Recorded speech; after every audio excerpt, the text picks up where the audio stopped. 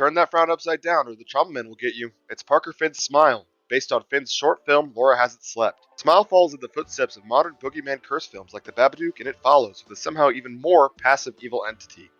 Sosie Bacon stars as Rose, a woman plagued with an incessant force that just stands there. Happily, Rose must uncover the source of her curse and remove it before her own demons consume her. If the sequel isn't called Smile Wide, I'm gonna smile myself. This is the TRACcast.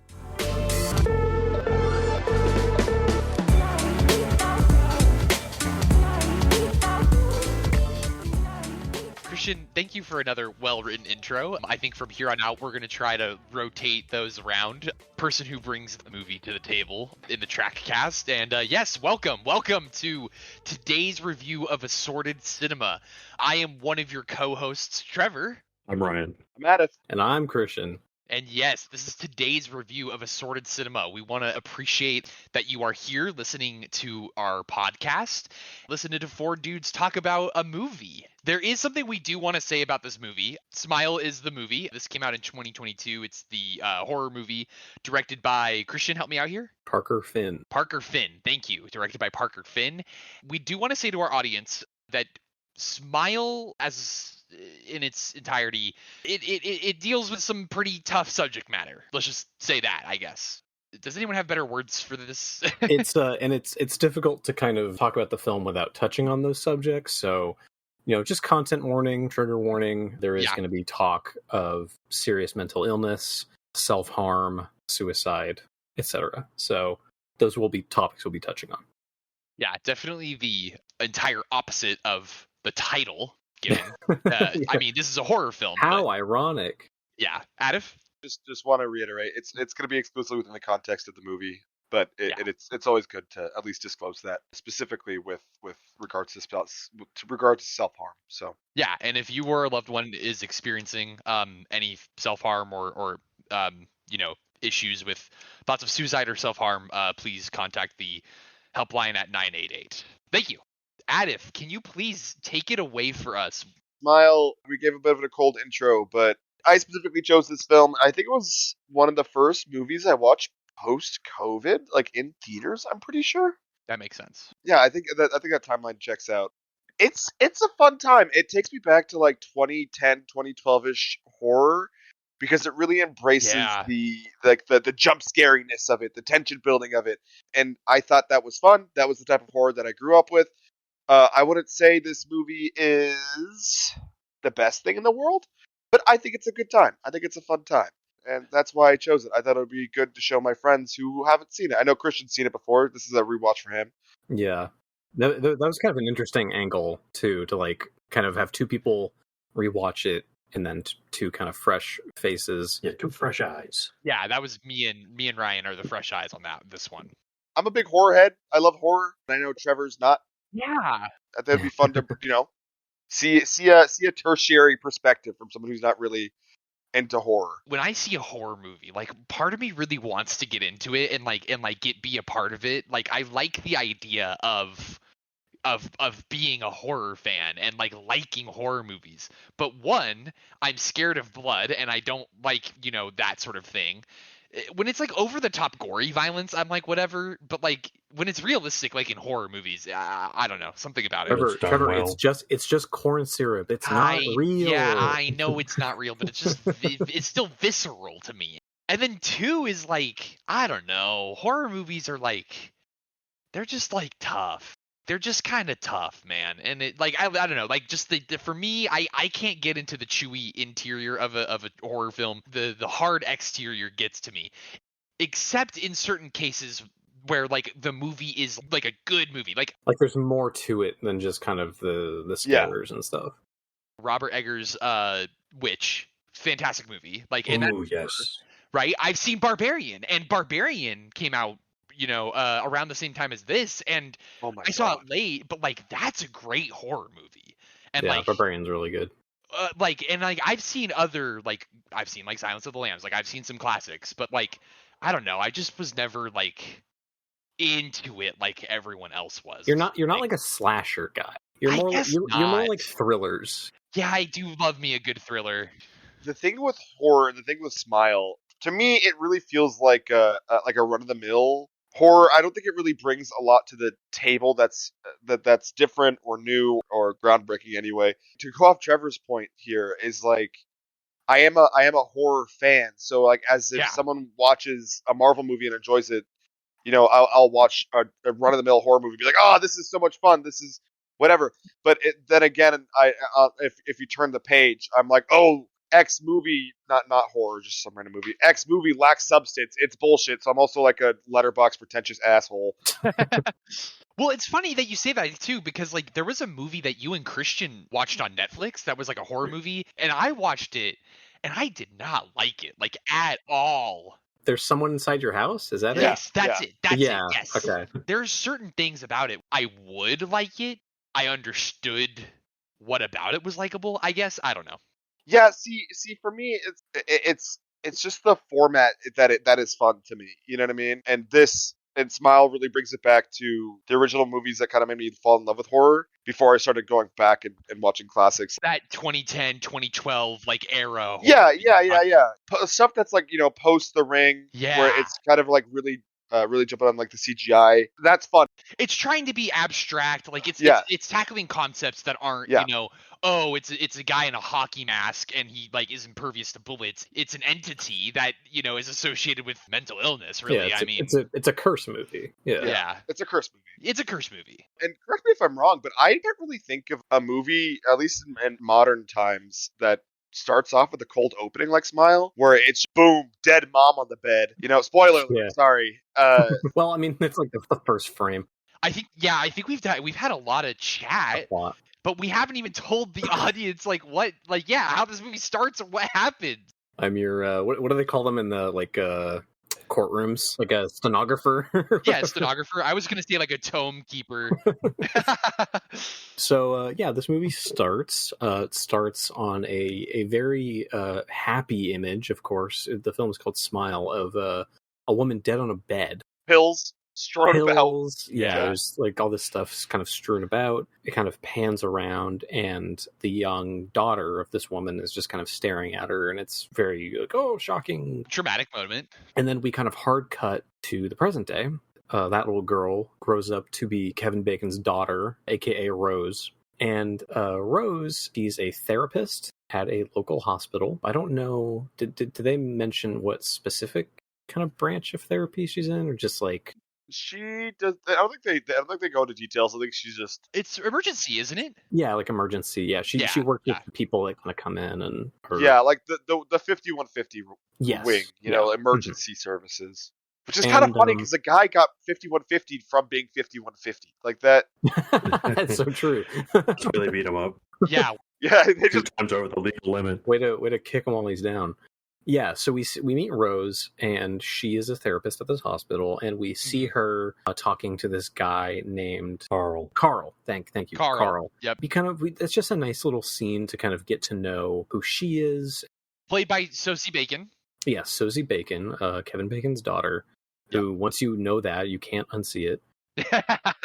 Yeah, it's just kind of a nice little scene of her kind of helping, kind of calm Carl down, and we kind of get a bit of sense of her job and what she does and all that.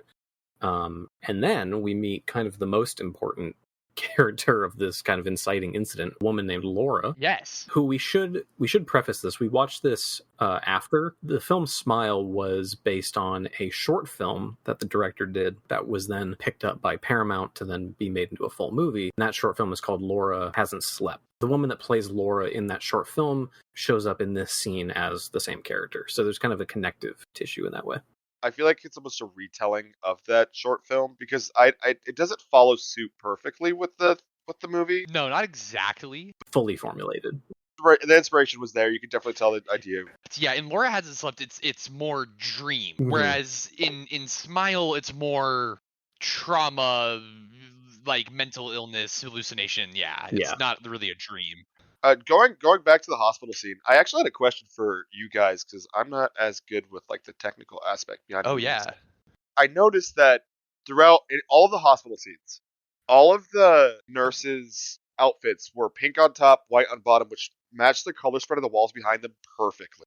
It was deliberately chosen, and I couldn't tell if it was to show emphasis on Rose because her character kind of stands out because she's not wearing it like it's very much like very vibrant colors, or if it was to set the eeriness of the movie. I don't know. I could see that for sure, to like kind of make her like stand out. Because I also did notice, kind of leaping ahead, but kind of connecting.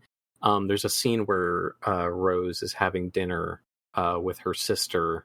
It's still kind of early on, but they're having dinner, and she's kind of dressed in these very like distinct, like kind of muted, like blue tones, and then her sister is wearing these like bright pink outfit. And that, when you said that about the hospital, it kind of reminded me of that, and I definitely think it's intentional. You know, whether to kind of like make her stand out or kind of not meshed with her reality, I guess, maybe. I don't know. I want to talk about something that I noticed about the intentionality, but I feel like I would jump ahead a little too much because it's right after the hospital scene. But I do want to just say about the hospital opening, the whole incident that happens with Laura, and you know, the thing that happens that kicks off the entire movie, which is a very traumatic event. Rosie witnesses Rose. she's like a close friend. Rose witnesses Laura kill herself in the room. Laura's, before she dies, she says that she's seeing this, you know, entity that's, you know, like plaguing her, and she can't get rid of it, and it's only her seeing it. So then she subsequently kills herself with a smile on her face. The whole sequence is shot amazingly. It's shot very, really very nice. Well. Yeah. Right off the bat, like the music and everything too is just like, oh, the music in this movie. I think I couldn't stop saying, like, as we were watching it, like, just like, oh my god, it's so well done. On a technical level, they know how to make a horror movie, like straight up. You know what I mean? Yes. I think that is what kind of makes it stand out from these sorts of movies that kind of came out around this time. You know, stuff like, you know, Slender Man and like all this, like all these like kind of crappy like boogeyman kind of movies. Like this movie is shot very well, and there's a lot of thought put into them. Yes. So even if maybe it's a little plot and stuff is kind of tread ground, it at least makes it visually interesting and cool to follow. It gets your attention as a viewer to just be like, oh, like, where is the camera literally taking us, and like, how is it being used to like either emphasize scares or get my tension up, or just like make the scene more interesting between two people talking. And one thing I wanted to point out about the hospital intro and its ending is that the hospital scene begins with the ambulance coming in, and it's overhead. It's like a bird's eye view of the ambulance. The camera tilts up, so it's now tilting, you know, upwards from Laura getting wheeled out and looking at the window, and it zooms into the window, right? And then that's where we meet Rose, and that whole thing happens. When Rose leaves the hospital, it does the reverse. It does a bird's eye view of her car, but it's flipped and it's going upside down, and it turns the whole world upside down, like in the perspective of the shot. And something I noticed is a lot of like horizontal mirrors. This is the conspiracy theory in me that always got to come out. All right, I'm sorry, it happened. All right, let's hear it. No, I mean, like Aref said, like there's something about like, and I think it has to do with the smile.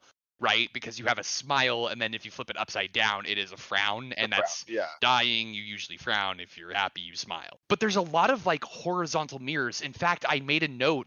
Rose has pillows in her house when she goes home. It's literally, there's a mirror image on the pillow. It's like one half of a circle, and then a separation, and then like a smaller half of a circle. That's like the opposite color. It's like a mirror. It's like an inverted thing. So, and I'm thinking with the colors of the people in the hospital, and like, you know, maybe other details I didn't necessarily see, that there could be something there, because I like you said, like I think there's a lot of choices that were made here that were intentional. Yeah, Kubrick-esque subliminal messaging. Yeah, like a little bit of like, you know, the Easter eggs in the background like do kind of like enhance the, I mean, I'm gonna say it, like just the classic, you know, example that I like is the Tar ghost. Is like, when you watch Tar, there's no ghost in Tar, but then like you're like, oh wait a second, there's literally ghosts in Tar. Like that it's a ghost movie, you know? Spoiler alert for Tar, sorry. There's a scene in the morgue, I guess, where Laura, she's draped with something, like just being covered with a sheet. She kills herself by putting, I think it's a broken vase. Yeah, like a shard of her. Yeah. And it goes around her head. On the sheet, there's a blood outline that is clearly like a smile. Mm-hmm. It's like a quick scene. So there's another way they threw it in there. It's a really cool little visual. Totally. They do a lot of those visuals just kind of throughout. Even when you start the movie, the Paramount logo is flipped upside down. It has a mug that literally is the smiling, like it's a little happy mug. Aref, I do want to bring to your attention that you did fail to keep up the religion method that we've, or the religion pattern that we've been having between the movies. Yeah, this is fucked. So. Look, man, I don't watch those types of movies, okay? Yeah, Jesus fucks, and then Jesus was white. Those were our movies. Well, actually, technically, there is a connective tissue, because what is the Mona Lisa's most famous feature? Her smile. What a smile. You know what? See, there we go. Robert Langdon would agree. The plastic cryptography. Everything is connected. Going back to Laura's scene, we are jumping around a bit here. No, go for it. That's fine. Laura's scene is very important. It's kind of a bummer that she has the best smile in the entire movie, in my opinion. Yeah, she does have the best smile. Yeah, we're looking at it right now. Not only is it the best smile in the entire movie, it's also used for all the promo. She's literally the poster. But going off of that, I mean, she did a great job with her. Her scene. Yeah, she's a great actress. I also like the stillness of how she portrayed her smile, because I feel like a lot of the other stuff that we'll talk about later on, the actors are oftentimes moving towards the camera to, display a sense of urgency, right? Because as the smile creature progresses, starts interacting more and more with Rose, but with this initial scene, she's just standing far back, she's just smiling, and she has, I think, the dead eyes down to a pad. Totally. Better than most of the actors. The stare that she gives, like that slight tilt downward of her head, that like the other actors, like the slight tilt downward of the head doesn't work on them. Yeah, I was reading something that Finn specifically asks all the smiling actors to like give that dead eye look that almost feels predatory. Interesting. And I think she does that really well, because at least psychologically how I would interpret it if I were in that situation. Looking at someone smiling like that, where they have such a big grin, it almost instills the fear of the unknown. Oh, at for least sure. For me. That's not a human. Yeah, what do you know that That's not, like, it doesn't feel human. It's Uncanny Valley, too. Like, there's a little bit of that in there. Your tiny lizard brain can tell, like, that's a malicious smile. Like, that's something's up. What is the cognition behind that smile? Like, what is it that's forcing that? That's not something that I would interact with on a day-by-day basis. And that goes into upside-down imagery, because it's quite literally turning around that normal human behavior that you do every day, which is like, flash a smile at somebody, but turning into something malicious, and it hits you. It hits you hard. I mean, if we even want to take it into an even more meta perspective, I mean, like, the whole premise, I feel like you watch a trailer for this and you're like, wait, the thing that kills in this movie is a smile? You're like, that's what the movie is? And I think that's what brought a lot of people to go see this movie is, okay, so you're telling me that the killer is a smile. And it's even funnier considering the fact that, like, for most of the movie, the people smiling, like, they don't do anything. No, they just kind of stare. No. Yeah, they don't do anything. And they have those dead eyes. They just fuck with Rose the entire time, and I'm surprised they didn't like throw in like a troll rage face or some shit. One more thing I was gonna say about like the dead eyes and like the smile thing too is that, like, I feel like we should definitely mention that when Laura kills herself, she carves the smile in her face with the thing that Ryan talked about, but also, like, when her dead body is laying there, it has the smile on its face. Mm-hmm. And that's like a characteristic of this creature, is that, like, whatever it kills will leave the smile, which just sets off the tone of terrifying immediately. Like, that was really shocking imagery. It's handled really well. I know we're focusing a lot on this initial scene and how it projects to the future, but it really is important. I'd argue it's the best scene in the movie. It is, yeah, I would argue it's the best scene in the movie, so we're just... It's a short film in itself. Yeah, I was going to say, it is like the short film. Yeah, so from there, naturally Rose is traumatized by this, because she just witnessed this right in front of her. She's concerned, and she's kind of flustered and shaken by it, and she goes home. We meet her husband. Drum roll. By... Oh, wait. Oh, sorry. He's played by... I'm currently looking up his name, because I actually forgot. Jesse D. Usher, thank you. That's right. A-Train from Vought It Oh. Wait, what's his name in the movie, guys? I need to hear it. Drum roll, please. Trevor. Yeah! It's a Trevor movie. Trevor certified movie. There's a character named Trevor in it. I gotta say, watching this together was kind of funny because Trevor would be like, "Oh, she's gonna drop another glass." Like our Trevor, this Trevor. Movie Trevor comes in, it's like, "Did you just drop another fucking glass?" Oh, that was such a almost funny felt like scene. a self-insert. That was a really funny scene because that little tangent that we went on, but I mean, kind of coincides with what Christian was talking about. You know, she comes home, something's off. Yeah, she's on edge. She saw a horrifying thing, totally. and we see that she has a very cute cat named Mustache. He's very cute.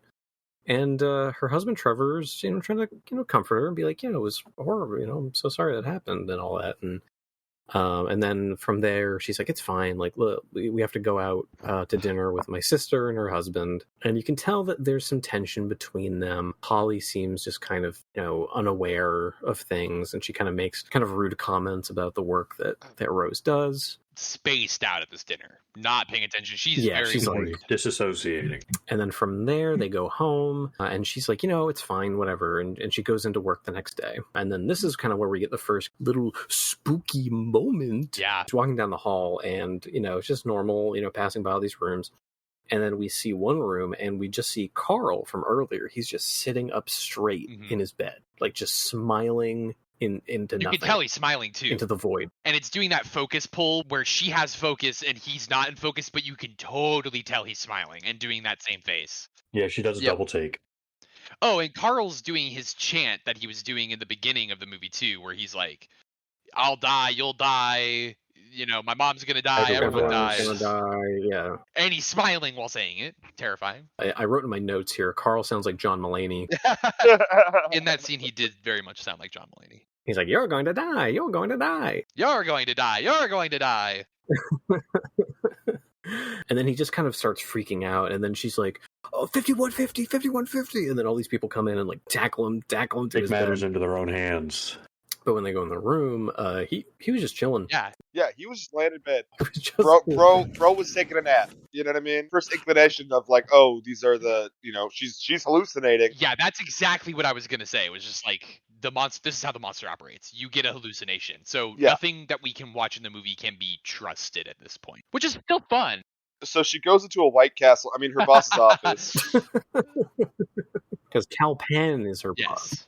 Yes, from Harold and Kumar, famous. She goes into his office and he's, you got to take a break, bro, which I feel like should have been a thing before she even came in the next day. She just thought suicide. Workaholic. Because one thing I think we did fail to mention was that the dinner the night previously, Holly mentions that they should sell their old house that they own. Yes, because their mom died, and it's a traumatic thing. And you can definitely tell off the bat that Rose uses work as a way to be herself.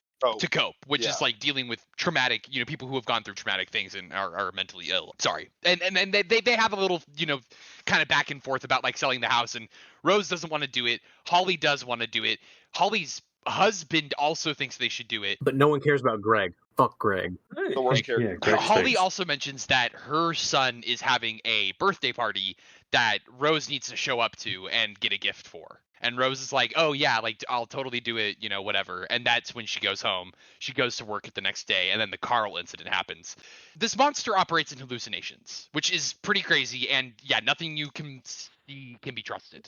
That's basically the entire movie. That's the thing is, like, through the whole movie, you're just kind of watching her suffer and unravel this mystery of, how to fix the smile entity.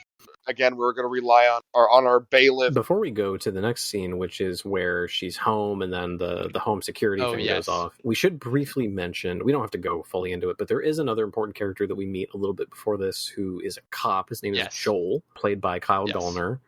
And he has a history with Rose, and then he kind of like comes in the next day to like check on her. Like you can still he still cares about her. He knows her from some sort of past. He knows her. I think they used to be in a relationship. Yeah, I think that's what it's implied. He's the other important character in the film. They were engaged. To Trevor. To A-Train. Oh. No, you're good. Yeah. That's what it is. Yeah, she has like a cop friend, I guess. So from there, we're back home, and she's, just still, trying to deal with it at home. Everything that's happening. And then her home security system goes off. She breaks another glass. Of course, as she is wont to do. And then she gets a call from the security personnel or whatever. They're like, oh, hello, like we just got an alert that your thing went off. She's like, yeah, no, hi, it's just me, I'm just freaking out here, whatever, it's fine, false alarm. The security person on the phone is like, are you sure you're okay? Why don't you take a look behind you? I don't know. Like, there's only so many times before I did write down in my notes that I did get a little bored, just because like I knew that everything that was happening could be subject to. It's gonna be a fake out. Yeah. Like we said, like the cinematography and things like pull you in to keep watching. And then it just kind of hard cuts, and she didn't even answer the phone or whatever. That's about it. Is that the general reception of this movie? Was that like it was kind of like, it was like good, but it wasn't great. It was fine. The general reception of the movie has been kind of what we said, where it's expertly crafted, narratively dull. Yeah, I think you guys said that like your opinions kind of changed a little bit while we were watching. Yeah, if not slightly, I think appreciated aspects of it more the second time, but generally, like, I don't know, it's not like my favorite horror movie or anything. But it's definitely, I've definitely seen worse. And listen, I love bad horror movies. Yeah. I love crappy, dumb. If anyone likes films, really dumb, stupid garbage, like movie wise, it's definitely Christian. I love it. I enjoy me a bad movie, but man, you get in there. But no, like this is definitely like a much better film than it could have been. It's clearly handled by people that know what they're doing and have a vision. But there's stuff in the ending that kind of takes a lot of points away from me. But we'll get to that. I mean, like, what else? Like, I'm wondering what else we need to like cover in like the middle. Like, what is the next big thing that happened? Well, the party happens, and that's kind of another. Yeah, that is the next probably biggest checkpoint of the movie, because she's deteriorating mentally. All this stuff is getting to her. She's on edge ever since that incident with Laura.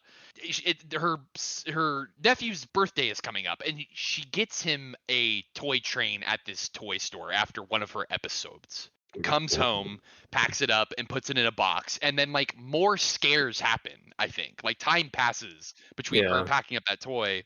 More little stuff happens. An important thing that does happen is that, like, between the scares is, like, her cat goes missing. Yeah, she's like, Mustache, where are you? I can't find Mr. Mustache. She's suffering. So then we go to the party scene, and, she's trying to hang out and be normal and all that stuff. And then they're opening the presents, of course. The nephew picks out her present. Time to open the toy train. She opens it up. You guys clued in right before it happened, too. You're like, that's not a train in there. It was the drone shot of the present. Yeah. Right. Mm-hmm. God, this view hasn't produced anything nice. Like, the movie did a good job to make me forget about the present, I will say.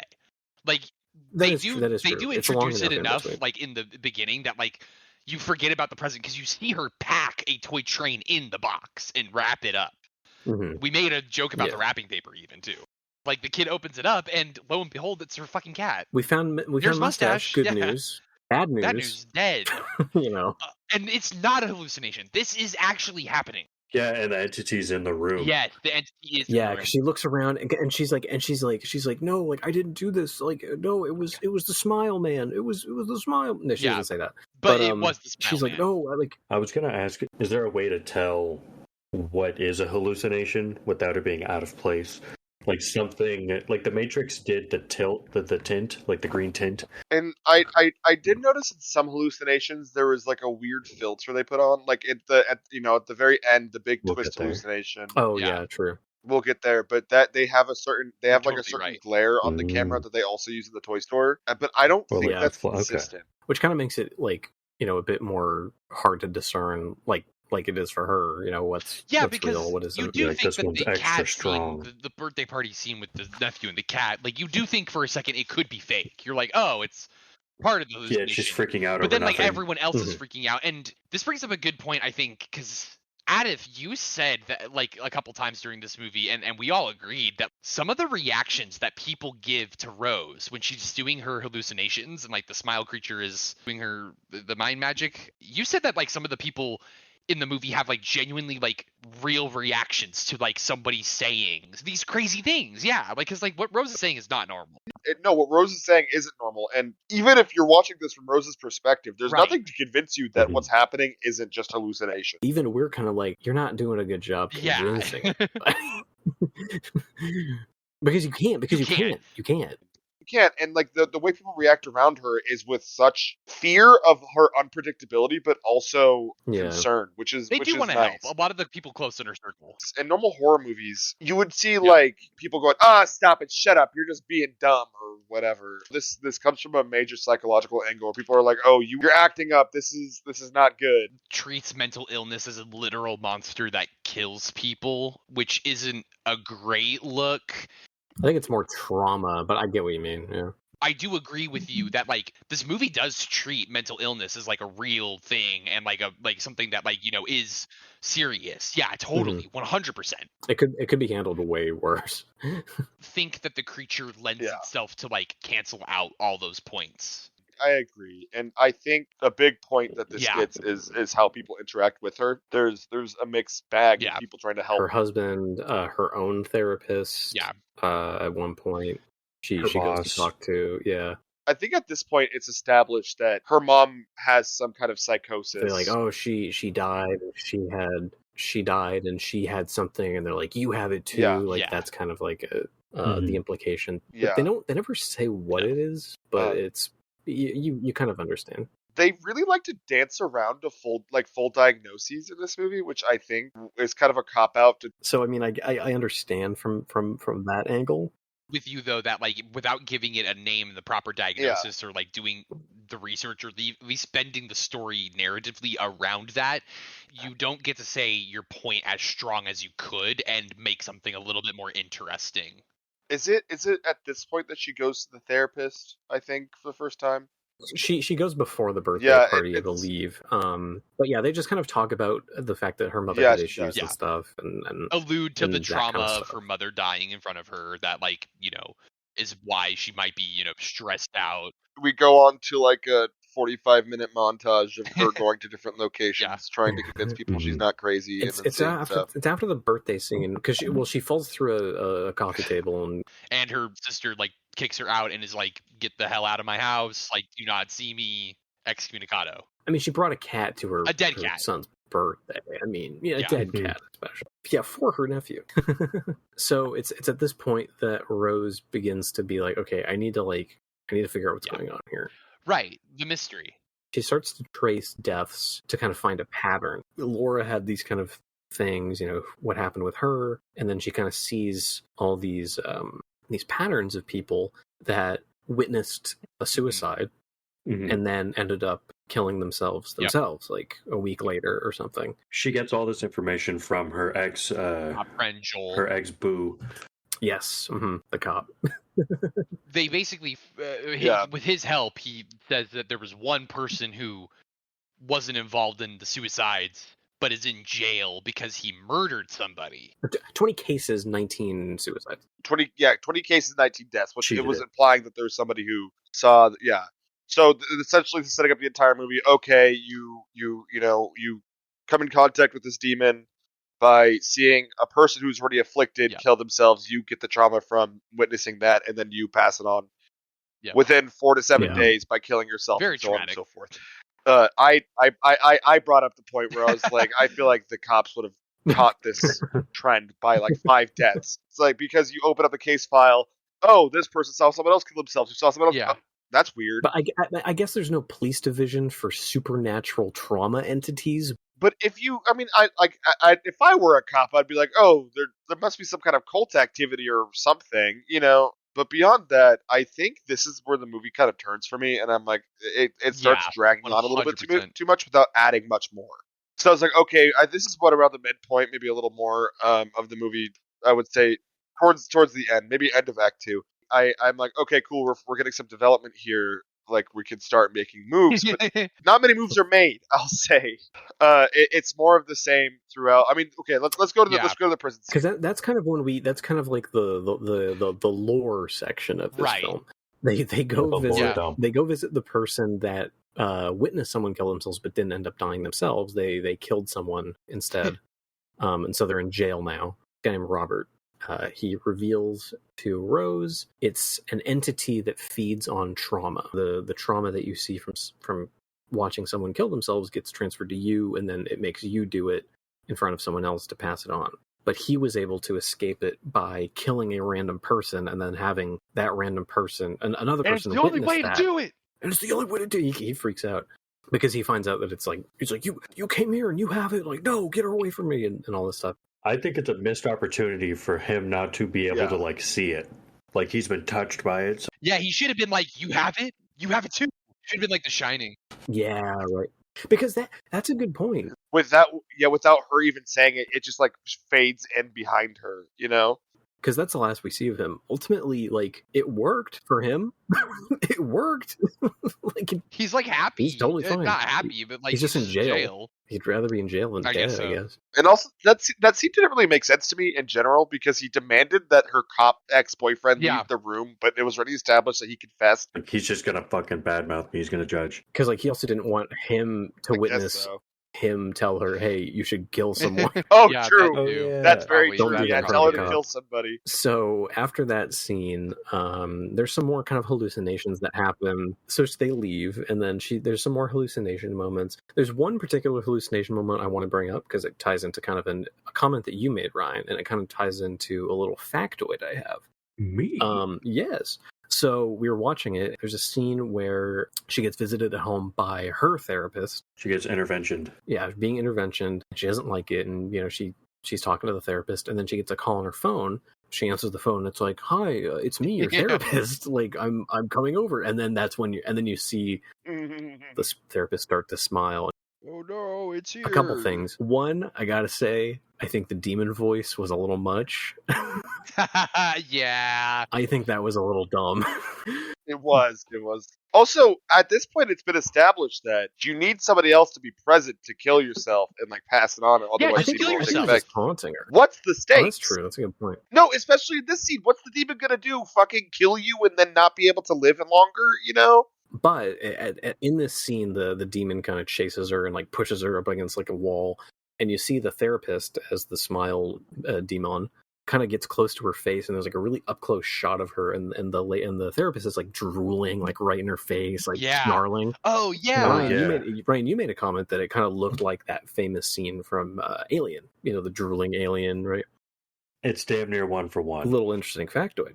I looked it up, and two people that worked on this movie in the makeup and effects department were Alec Gillis and Tom Woodruff Jr., who actually worked on Aliens. Ooh. In an interview with Parker Finn, he said that one of his big inspirations for horror, like just movies in general, was Alien. So that definitely was probably a nod. Yeah, you were spot on there for sure. I mean, Alien, you're being stalked. Like, that's the thing, it's just a predator, and this thing's stalking you. So the comparisons are there. I love Alien. Yeah, just you're the prey. Yeah, that goes back to how he wanted the smiles to be portrayed as predatory, so kind of makes sense. And and to an extent, right? Like, it's established in the prison, the smile creature, it never really named. I think that's a misstep, but it's established then that it kind of feeds off of trauma and scaring people. So it is. Yeah. I mean, fundamentally hunting humans. You know what I mean? In unconventional ways, but it is a predator. It is stalking its prey. Exactly. It's playing into your head. It's playing in your prefrontal cortex. You know, it's like playing around in there and setting up all your receptors. It's just playing. Yeah, prefrontal cortex. Sorry, I like the way you said that. Mushing around your gray matter. So we kind of get to the kind of conclusion of the film around this point. Rose is like, she's like, I gotta take that guy's advice and I'm gonna kill someone. And then she, we see this whole scene play out where she basically kills Carl, the guy from earlier, the patient. She kills Carl. She does it. She kills him. It happened. She after all the things that she did to Carl, she kills him. Until Carl starts laughing, and then Calpen rips his face off. Oh my god! And then it's another hallucination. Whoa, she was in the car. Oh, she was in the car the whole time. You know what? That scene would have been so much. That scene would have been so much better if there was like a Drag Me to Hell-esque dance or something. He started like hitting the jive. He is. Well, and like also like I feel like the one moment where like something was really real, other than her just saying, like I'm going crazy and I'm seeing things, was just like the scene where she gave the dead cat to the nephew. Like, in my opinion, I think they should have had more scenes where like some things are real and some things aren't, and just have it be like minor stakes. Yeah, like it was all hallucinations, other than like, oh, the cat is like totally that's not true. a They don't really hallucination. do much with that, huh? Yeah, that's a good point. No. Actually, no, that's a really good point, because the stakes are established by her, okay, potentially dying in the future, but she has to be around people, which is like completely preventable. But there's a whole social aspect of her going insane publicly, which I think is a major push in the first half of the movie that I like. I think it made it interesting. Of things like being not real, but like if like her doing things that are like actually like strange, rather than just being like, oh, like I'm crazy and I'm seeing things, like it would, yeah, exactly. Then it's also more playing into the fact that the demon is playing with her, and it's not just like everything is a hallucination. Yeah, and it allows for more creative like scene building beyond just oh, exactly, I'm gonna enhance this audio file and scream or whatever, which was a scene. Oh yeah, which is a scene. She enhances the audio file, and the monster goes, "Rose." There's too many of those, man. It's too much. See, that's where the generic bad like horror movie stuff comes in, like those tropes. That's when that stuff comes in. And Aref, you're right. Like, if you're gonna do it and it's gonna be like this, like play into the camp of it a little bit more. Mm-hmm. Like, if you're gonna do it this way, play into the camp of it. Yeah. Or if you want it to be horror, like let it like be genuine horror, not just let's play with her every time. They use a few jump scares as like she's like disassociating, daydream, and then like a few times like a car horn, and she's like in the middle of the street, and it's like the next day. She's just like on autopilot at the end of a scene, and some of the jump scares are that, but a lot of them, the other ones aren't very necessary. Yeah. I agree, but yeah, I will say to all the detriments I just spoke about earlier, it is still interesting to see all of the antagonists in this film, all of the enemies, all the creatures having a smile. That concept is still strong throughout the movie.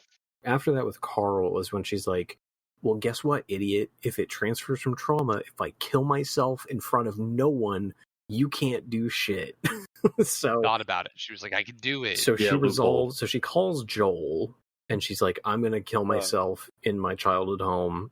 And there's going to be no one there. Stupid. Why'd you do that? Yeah. Here's the latitude and longitude. Why there? Like, why not just go somewhere? Well, because that's where her trauma originated.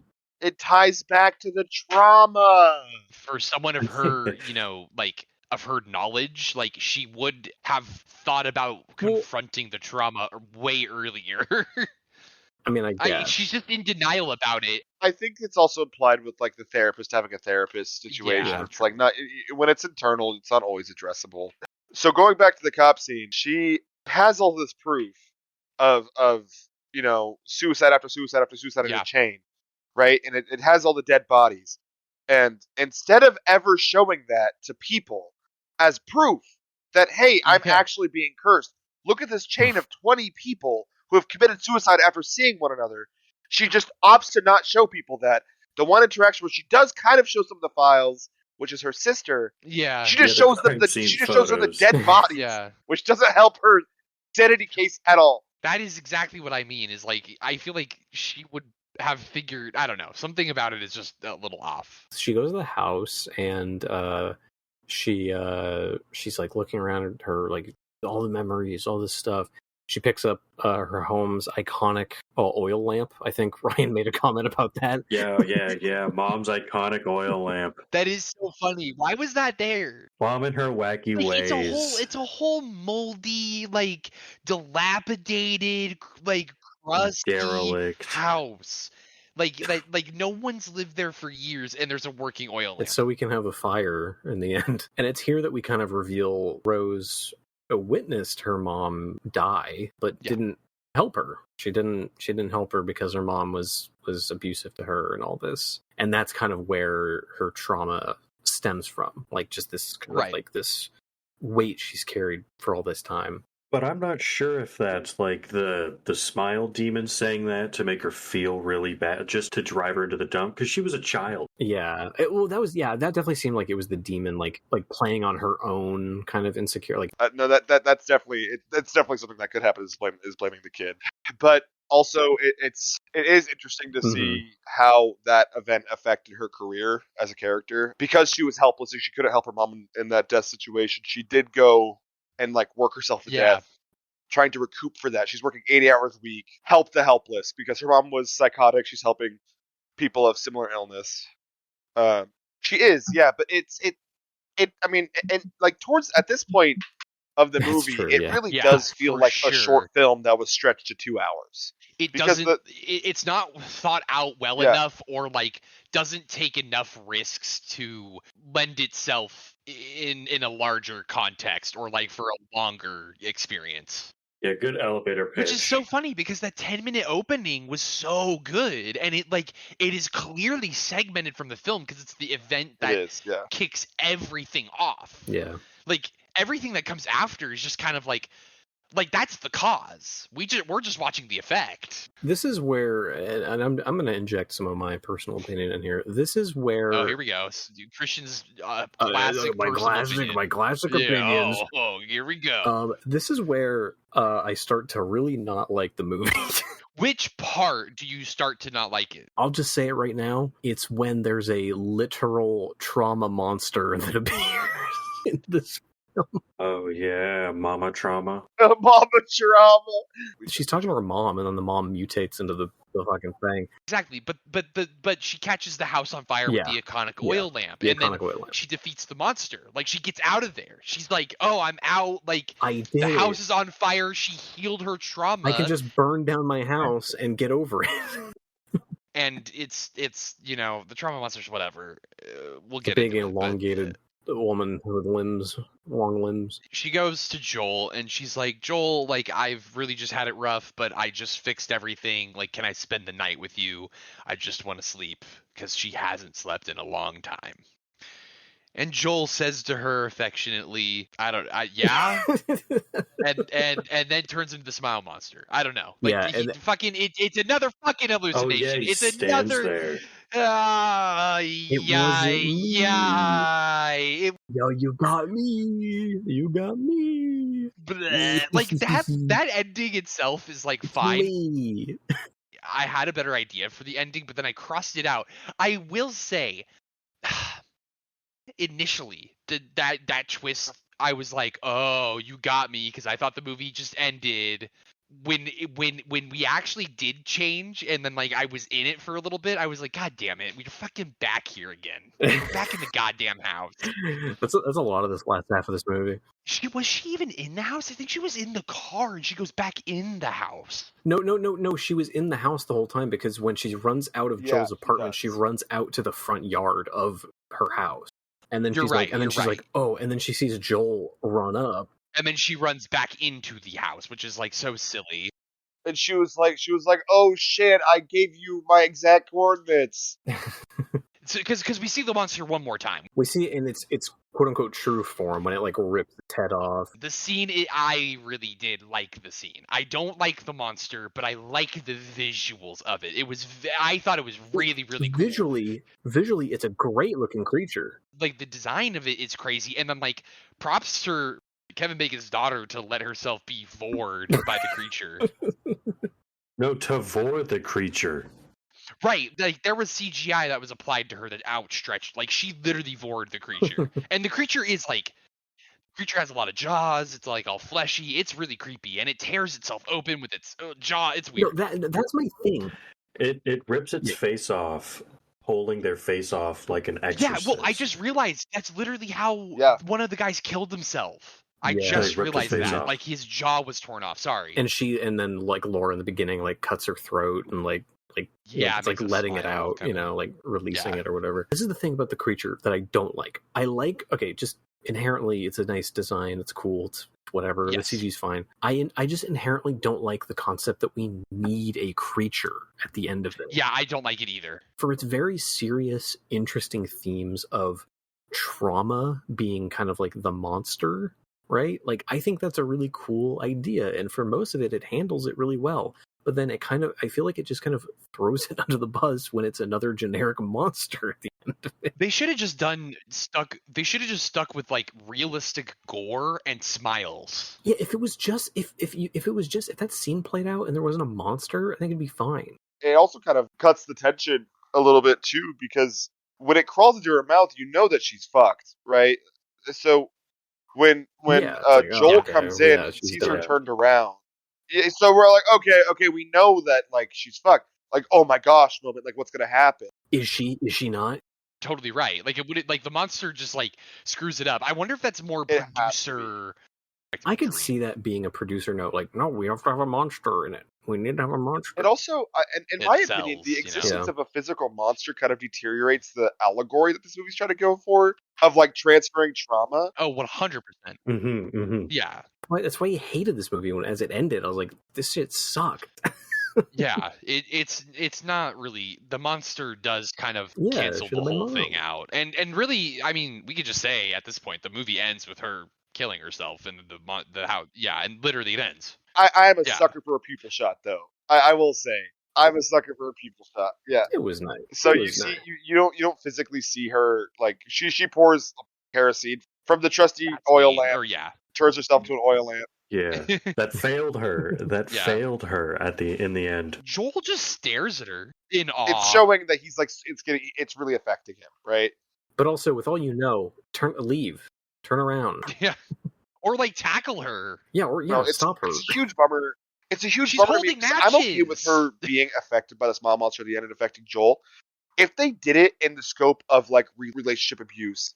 Oh, and there could have been something cool there with like because I feel like they kind of do this thing where like Joel is more accepting of her and Trevor is more like not accepting of her, and it's like, oh, my engaged boy, but they don't like hammer that point like hard enough for it to be like well thought out. But you're so right, like the different reactions and like their characters could have like been a focus to like show relationship abuse. And like what differs between this movie and the Babadook deals with grief. I'm just going to give a brief update. It deals with grief, and it deals with how people process grief. Big grief update. how people process grief. And if this movie did just that, it would not be innovative. But it focuses on how it's passed between people. So there was potential to innovate on that idea, because the Babadook itself is a great movie. It's phenomenal, in my opinion. Yeah. This movie could have done a lot. Yeah, this movie could have done a lot with that, but it just doesn't. You know, it really fumbles the bag at the end. Yeah, I agree. And then that's where it ends. That's how it closes. That's the movie. That smile. There's a sequel coming. I don't know what they're going to do. Maybe like they'll have enough power to not have a monster. No, they showed their hand. They're stuck. It's going to be a different type of abuse, I think, or like different type of trauma, like out of like what you were saying about relationship trauma. I think the next one will focus strictly on maybe not like, well, maybe killing yourself is still going to be part of it, but like an isolated couple. Yeah. Where it's like they can't get away, so they're like, dude, I'm fucking stuck with this guy. Yeah. What if it's like someone's about to die and like they have to like keep each other alive somehow, but like one wants to kill themselves. Like the Exorcist too. That'd be cool. Ooh. Oh, really? Yeah. We'll talk. That's probably going to be a movie of mine in the future.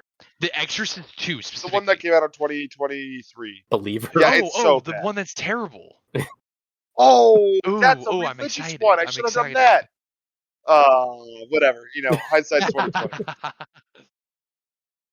And now it's time for the review. I don't know. I mean, overall, I liked Smile. I think that it's a 6 out of 10. Like overall, like the concept is interesting. What you're watching is interesting. The shots are done well. The music is amazing, and like overall, it does keep you in your seat and does get your attention and builds tension well. However, I just think the ideas it proposes aren't well conducted enough to say anything interesting, and some of the characters are just not written very well. Ryan? I like this movie. I'd give it like a 6.5 out of 10. I really, it's a fun concept. I do think it's lame that they showed the monster, showed the thing. I think having it just stay the mom, or you just never see it. People don't like that, but I was just looking up the budget for this film, and it was $17 million. Oh, wow, that is pretty cheap, right? Yeah. And they made a lot more. See, I think this is where they probably were given a budget and they said, "Oh, you also have to have a monster." Probably. But I enjoyed it. It was fun. Nothing crazy to add here. Just take it off from you, Ryan. I give the first 40% of this movie, an 8 out of 10, 8.5 out of 10. I give the remaining 60% of this movie a solid 2 out of 10. This movie really drops the ball with repetitiveness and the way it tries to portray its messaging. It becomes inconsistent and it throws away any interesting talking points that it's trying to make. But it is really well shot. It is incredibly well shot, and it provides a good sense of eeriness. And if I were to give a recommendation, I would say it's definitely worth a watch if you're gonna not watch this and watch the Babadook. I definitely think I will keep an eye out for whatever this director does in the future. No, and for sure, I did enjoy it. I'll be watching Smile too. Like I'm not gonna say I'm not. Christian? Yeah, I think if you asked me right when I finished watching this the first time, I would have been like, this is like a 3 out of 10. But on a second watch, it was kind of a pleasant surprise to kind of appreciate some of the things I hadn't really noticed the first time. Kind of like the music, I definitely appreciate a lot more, and you can definitely tell that there is a vision there. I think maybe just some of it got a little muddied as it went on. So if you ask me today, I'd give it like a 5 out of 10. I would want to go higher, but honestly, I just think that ending like really drags some of it down and undercuts a lot of the really strong themes that they set up kind of earlier on. So I would give it like a solid 5 out of 10. I would recommend it. I think it's a fun watch for sure. Like if you're into horror or you want to be into like a higher concept film for sure. Yeah. Or not higher concept, I guess. I really dragged this movie out of the theater. Like I like it, watching it. I'm like, I'm enjoying it. I'm like, I